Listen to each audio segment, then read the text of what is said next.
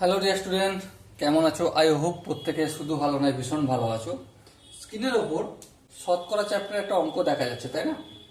অঙ্কটা কি বলেছে আই হোপ তোমরা প্রত্যেকে পড়েও নিয়েছো এবং পড়ার সাথে সাথে ভিডিওটা পজ করে কোশ্চেনটার আনসারও করে নিয়েছো এবং আনসার করার পর কমেন্টে জানিয়ে দিয়েছো যে এ বি সি ডি এই চারটে অপশনের মধ্যে কোন অপশনটা রাইট আনসার। ওকে, তো এখন আমি আমার আমার পড়ার পালা, এবার একটু আমি প্র্যাকটিস করে নিই। ওকে, কি বলেছে দেখো, কোনো পরীক্ষায় পরীক্ষার্থীদের 80% ইংরাজিতে, ওকে, 85% গণিতে পাস করলো, বেশ বোঝা গেল। যদি উভয় বিষয়ে 73% পাস করে তবে উভয় বিষয়ে শতকরা কতজন ফেল করেছে? বেশ, দেখো, তাহলে একটা পরীক্ষা হয়েছে, ঠিক আছে? এই পরীক্ষাটায়, আচ্ছা, এই অঙ্কটা না আমি শতকরা চ্যাপ্টারের, তো এটা ভালো করে বুঝে করব, না বুঝে করব না। তাহলে ইংরেজিতে পাস করেছে, ইএনজি লিখলাম আমি। ইংরেজিতে পাস করেছে কত কত পার্সেন্টেজ? দেখো বইতে বলেছে 80% ইংরেজিতে পাস করেছে। বেশ, তার মানে 80% যদি ইংরেজিতে পাস করে, একটা কথা আমাকে বলো ভাই, ইংরেজিতে ফেল করেছে কত? অবভিয়াসলি ইংরেজিতে ফেল করবে 20%। হ্যাঁ, এই জায়গাটা বোঝা গেল। এবার দেখো আর কি সাবজেক্ট আছে? অঙ্ক, তাই তো? ম্যাথ। ম্যাথে কত পার্সেন্ট পাস করেছে? 85%। বেশ, 85%। ফেল করেছে তাহলে কত পার্সেন্ট? অবভিয়াসলি ফেল করেছে, ম্যাথে ফেল করবে কত? 15%। হ্যাঁ, বোঝা গেল। আচ্ছা, এবার একটা গল্প বলেছে। কি গল্প? যে যদি উভয় বিষয় 73% পাস করে, মানে ইংরেজি আর ম্যাথ, এই দুটোতে কত পার্সেন্ট পাস করেছে? 73% পাস করেছে। তাহলে আমাকে এখন বলতে হবে উভয় বিষয়ে, ইংরেজি আর ইএনজি প্লাস ম্যাথ, এই দুটোতে কত, both both English and math দুটোতে কত পার্সেন্ট ফেল করেছে। ওকে, তাহলে একটা জিনিস আমি এখান থেকে বলতে পারি, কি বলতে পারি? শুধু ইংরেজিতে পাস করেছে, পাস করেছে কত? শুধু ইংরেজিতে পাস করেছে। দেখো 80% কি ছিল? 80% ছিল ইংরেজিতে পাস। হ্যাঁ, আর 73% ছিল ইংরেজি আর ম্যাথে পাস। হ্যাঁ, তাহলে শুধু ইংলিশে পাস কত?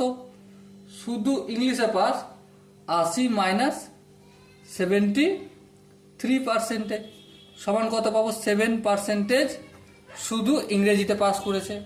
বেশ, বোঝা গেল। আবার দেখো, শুধু গণিতে পাস করেছে কত?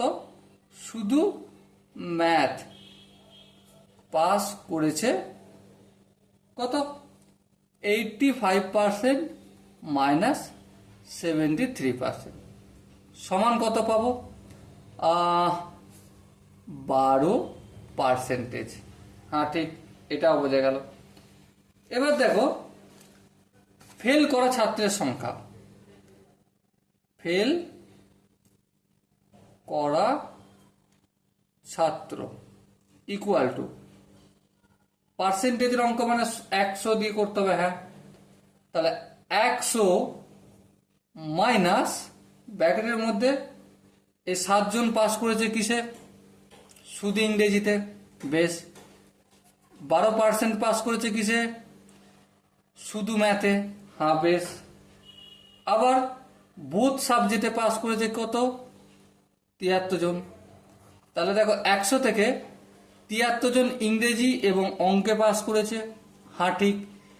এই 12 জন কি শুধু অঙ্কে পাস করেছে, ইংরেজিতে কিন্তু পাস করে নাই। আবার এই 7 জন কি শুধু ইংরেজিতে পাস করেছে, দেখো শুধু ইংরেজিতে পাস করেছে, কিন্তু এ আবার অঙ্কে পাস করে নাই। তাহলে বোথ সাবজেক্ট মানে ইংরেজি আর অঙ্কতে পাস করেছে কতজন? 100 থেকে বিয়োগ করে দেবো এগুলো যোগ করে। তাহলে 73 আর 7 কত? 73 7 80, 80 আর 12 হচ্ছে 80 আর 12 92। তাহলে আলটিমেট 8% পেলাম আমরা অঙ্কটায়। ওকে, সো বোথ মানে সাবজেক্টে ফেল করেছে, উভয় সাবজেক্টে ফেল করেছে কতজন? 8%। সো মাই ডিয়ার ওয়াটসন, এখানে যে 4টে অপশন ছিল, অপশন এ ছিল 92%, অপশন বি ছিল 8%, অপশন সি ছিল 29% এবং অপশন ডি ছিল 72%। So the right answer is option number B. I hope তোমরা প্রত্যেকে বুঝতে পেরেছো। এবারে দেখো, এটা তো শতকরার অঙ্ক, তাই না? এই অঙ্কটা ক্লাস 11-এ সেট থিওরি একটা অঙ্ক রয়েছে, চ্যাপ্টার রয়েছে, খুব সুন্দর চ্যাপ্টার। সেট থিওরি দিয়েও আমরা এই চ্যাপ্টারটা খুব মজাদারভাবে সলভ করতে পারি। চলো করি একটু। সেট থিওরিতে আমরা ভেন ডায়াগ্রাম দেখেছি, তাই না? হ্যাঁ ঠিক, ভেন ডায়াগ্রাম। সেই ভেন ডায়াগ্রামটা একটু অঙ্কন করব, অঙ্কন করে এই অঙ্কটা সলভ করবো, খুব মজা লাগবে। দেখো, এই হচ্ছে আমার একটা গোলা, বেশ, আর এই আর একটা গোলা, বেশ। এটাকে আমি ম্যাথ নামে চিহ্নিত করছি, আর এটাকে আমি ইংলিশ নামে চিহ্নিত করছি, বেশ। এবারে বইয়ে দেখো, ম্যাথ আর ইংলিশ বোথ সাবজেক্ট পাস করেছে কতজন? 73%। দেখো দেখো দেখো, বইতে কত আছে? 73%। তাহলে এই জায়গাটায় 73% লিখবো। হ্যাঁ লিখবো। এবার একটা কথা বলো, ম্যাথ বলতে কোন জায়গাটা? এই পুরো এই জায়গাটায় ম্যাথ। হ্যাঁ ঠিক।